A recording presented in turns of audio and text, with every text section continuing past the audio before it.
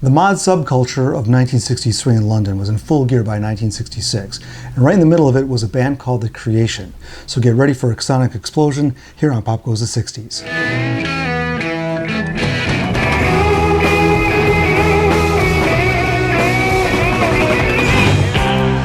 known as the edge of night, I look back on the faces I know.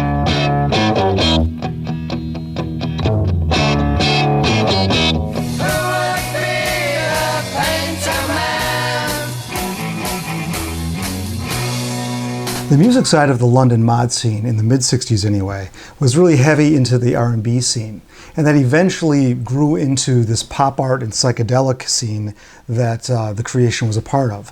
Now, the mod scene really began in the late 50s, and in London it started among the working class jazz fans that had a fashion sense. But by 1963, this morphed into the R&B club scene and centered around amphetamines and all-night dance clubs. By 1966, the mod sound was represented by bands like The Who, The Small Faces, and of course, The Creation. Originally, the band formed in 1963 in Hertfordshire, and they were called the Mark IV. And at that time, they were just doing rock and roll, and they eventually signed a contract with Mercury Records. And a couple of the first singles they did were early rock and roll hits like Slow Down and Rock Round the Clock. Eventually, they started following the R&B trend and covered Marvin Gaye's Tried Baby. That was released as their next single, but it too failed. So at this point, the band was a five-piece, led by lead singer Kenny Pickett. On lead guitar, you had Eddie Phillips. The drummer was Jack Jones. The bass player was John Dalton. And on rhythm guitar, Mick Thompson. So by late 65, they had converted their entire set to R&B covers, and they started following the trend of the club scene. And Eddie Phillips, lead guitar, started experimenting a little bit with feedback. So this started to alter their sound a little bit, and it's evident on their next single.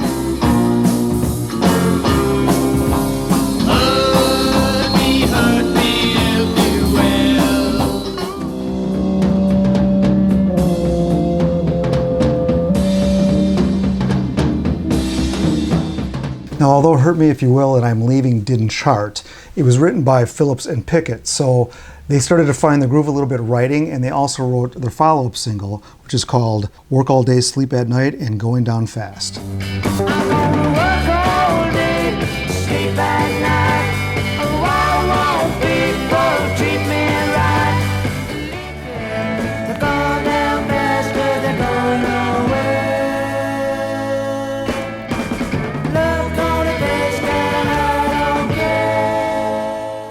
At this point, Mick Thompson left the band and they remained as a four-piece. And I always thought it was kind of odd that a band named the Mark IV was a quintet, but whatever.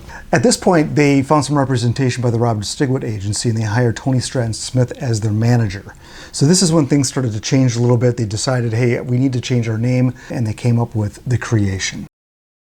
At this point, John Dalton left the band. He temporarily replaced Pete Quaife in the Kinks, and Stratton Smith brought in a guy named Bob Garner on bass and backing vocals. So it was Smith had been managing the Kubas, and he also brought in the producer Shel Talmy. So reportedly, Shel Talmy had a falling out with The Who, so he was kind of looking for a band, kind of a project, and he really liked The Creation. He saw some potential in their sound, and he thought they would be perfect for his independent label, Planet Records. So Talmy wasted no time by getting the band into the studio to record their first single as The Creation, and that song was called Making Time. And this song was a hit number 36 in Melody Maker, released in June 1966, and it's notable for the crunchy guitar sound and that Eddie Phillips used his violin bow for the first time on a studio recording.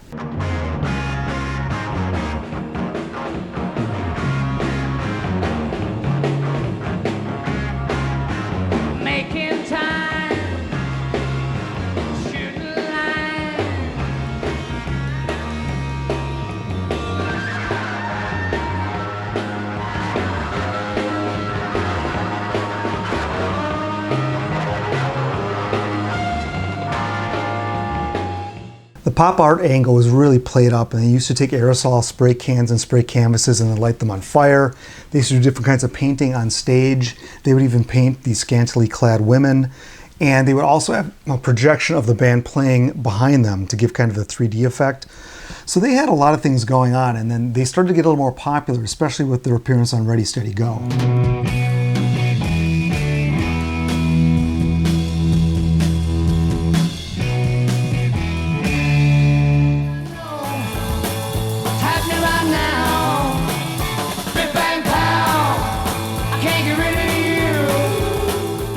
So Painter Man became their biggest hit, and it hit number 22 in the NME.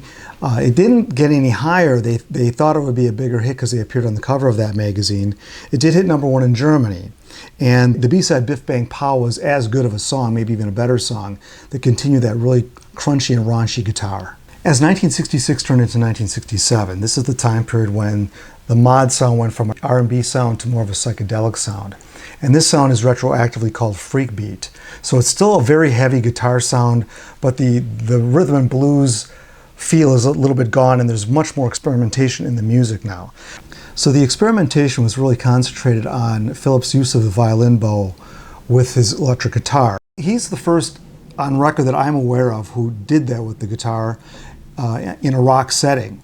Jimmy Page started doing it almost a year later, maybe not quite a year, but he did it with the Yardbirds before he did it with Zeppelin. There were some photographs of Roger Waters doing it with Pink Floyd. And then lastly, David Lindley and Chris Darrow were doing that in the band Kaleidoscope, a Los Angeles band, in late 66, early 1967. So here's what Eddie Phillips said about bowing the guitar. He said, what I was looking for was something that would give me long sustain, and the fuzz box wasn't even invented back then. So to get that long sustain, I thought maybe what we could do was to get a thing that would make the bottom E play while I can hammer on notes on the top E. One of the things that made the press was that Pete Townsend had supposedly asked Eddie Phillips to join The Who around this time, and Phillips declined. Townsend made do by joining the Creation Fan Club. Not sure if that's true, but that's been an oft-reported story. So at this point, the band, this is in early 67, everything seemed to be heading their way. They were climbing with each single. They seemed to chart better, and they were getting good press and good appearances. They were popular in Europe, and things started to fall apart, unfortunately. First of all, Planet Records folded. So that label didn't make it, and though they retained Shel Talmy as their producer, it took a while for them to get signed to another label. Meanwhile, they started touring more in Germany where they had bigger hits. So they kept them from their home country, and they started to lose a little bit of ground in the UK. Then finally, probably the main thing where they started to unravel is that they kind of hated each other. Some of these band members just did not get along. Now, Shel Talmy, he was quoted as saying this: "Vocalist Kenny Pickett and guitarist Eddie Phillips were the two main guys, and as far as I'm concerned, I could have done without the rest of them, because they were replaceable. By the time sessions were underway for the band's debut single, Making Time and Try and Stop Me, Talmy says the group was already in serious turmoil." Just to give you an idea of the turmoil that Talmy was talking about is Jack Jones got fired as the drummer. The bass player Bob Garner fired him and brought in a player that he knew. So at this point, it seems to be that Garner wanted to become the lead vocalist. So he moved over to the lead vocals, and Pickett was like, well, I'm the lead singer. So there was a row there. So Pickett ended up leaving the band. So they lost their lead singer. Their drummer was gone. Now the drummer that they brought in didn't pan out, so Jack Jones was reinstated. So as it turned out, Bob Garner did stay on lead vocals, and they brought in a new bass guitarist called Kim Gardner. So Talmy again says here, he says, Kenny and Eddie got into a huge beef with bassist Bob Garner, who had pretensions of being whatever he thought he was going to be. And they broke up. I could not keep them together. So Kim Gardner was formerly of the Byrds, and he took place in the band's next single. They did get another label, and this was called Life Is Just Beginning, which was a German release only single. There's so many things to do, that's why I'm telling you. Life's just beginning. By April 1967, the band was touring with Rolling Stones and the Easy Beats, and that was a pretty high-profile tour, and they also appeared at the 14-hour Technicolor Dream. Problem was that these higher-profile gigs didn't really give them any more chart success at all. They started to give way to the other new bands that were coming through. So the next single in the UK, they released the Pickett-Phillips song, If I Stay Too Long, Back with Nightmares. This was on Polydor, and these songs had been recorded before the personnel changes of Pickett. If I stay too long, it's 'cause I love you. You know I do.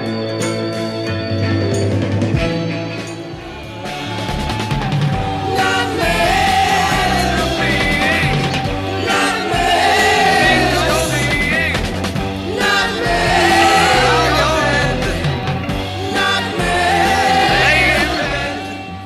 If I Stay Too Long and Nightmares did not even chart in England. And during the Sgt. Pepper era now, they started to get lost with all these other new bands and these new sounds. So they also started releasing songs in America, but those went nowhere as well.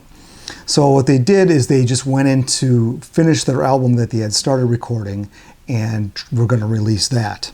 Now, unfortunately, that album would only be released in Germany, Holland, and Scandinavia. And although Kenny Pickett isn't pictured on the cover, he's on almost all the songs. So the single Life is Just Beginning was eventually released in England, but it did not hit. It had some orchestration in it, so it was fitting in with the times, but the B-side was really one of their strongest songs. If you could see through my eyes, you would get a big surprise. Things you haven't known. So as they attempted to keep in line with the new acts like Status Quo with Pictures of Matchstick Men and Small Faces' Tin Soldier, they did a song called How Does It Feel to Feel? And they really used the bow to the maximum effect. And there's two completely different mixes. The British release was much more tame, and they went over the top for the American mix.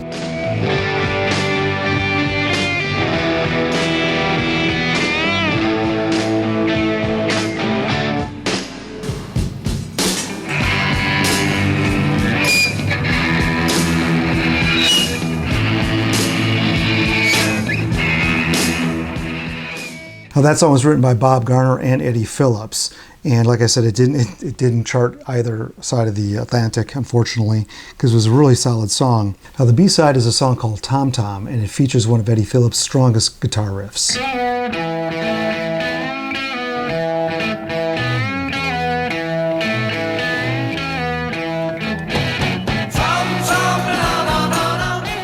Now, because the single had flopped, even though it was reviewed in cash box in the United States, the band just started to splinter even further, and Bob Garner left the band.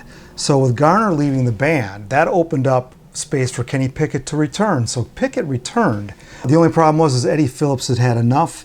He wanted to spend time with his family, and he quit the band at this point too. So they brought in Ron Wood, who was with the Jeff Beck Group and the Byrds prior, and joined them permanently on lead guitar after Tony Allard filled in for a short tour of Spain. So this new lineup went right into the studio and cut another single in May of 1968 called Midway Down and the Girls Are Naked. Have you ever seen a carousel? See them all about strip club door.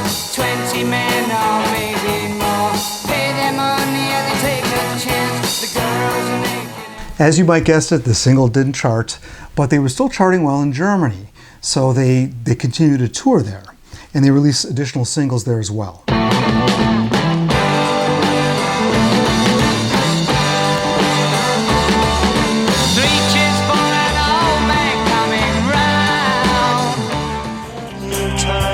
It was you who made me a man. It's all that I am.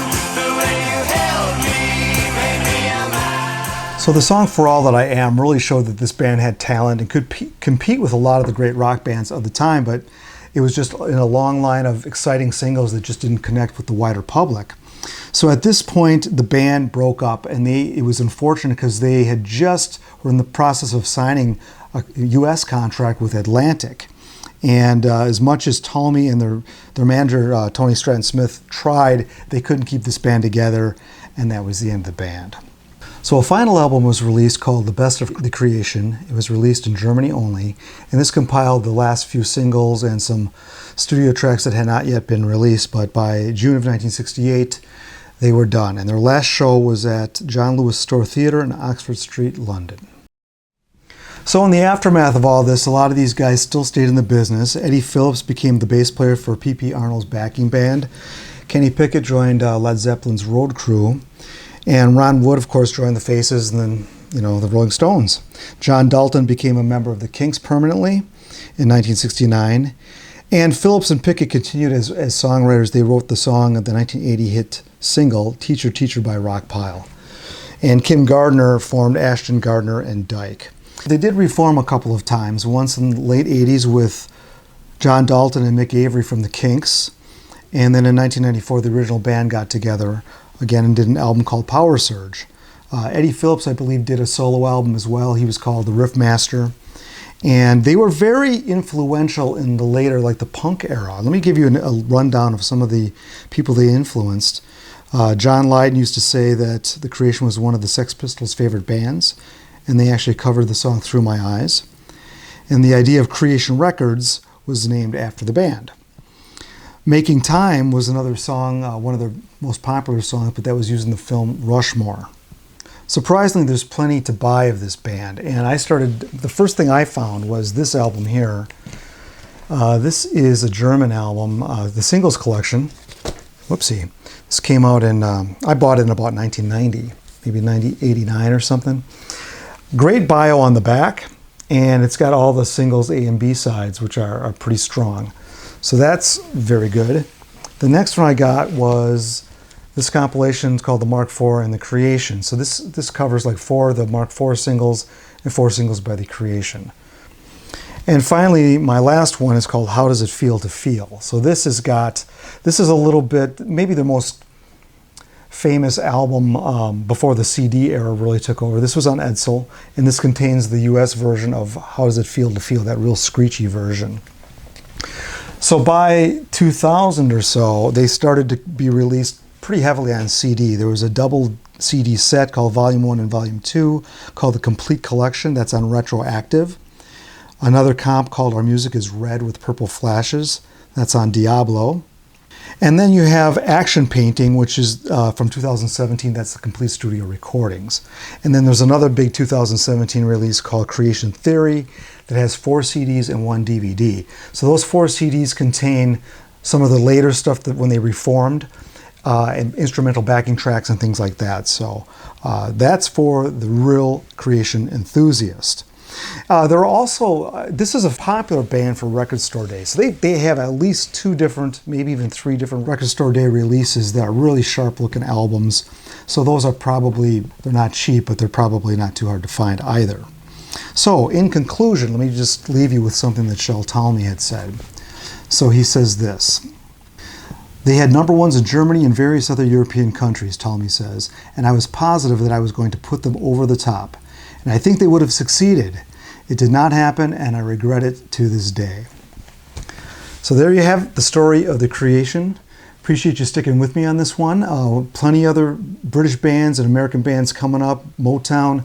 I've been taking in a lot of your requests, making a very long list, and I have a lot of work ahead of me. So stay tuned for the next video here on Pop Goes the 60s.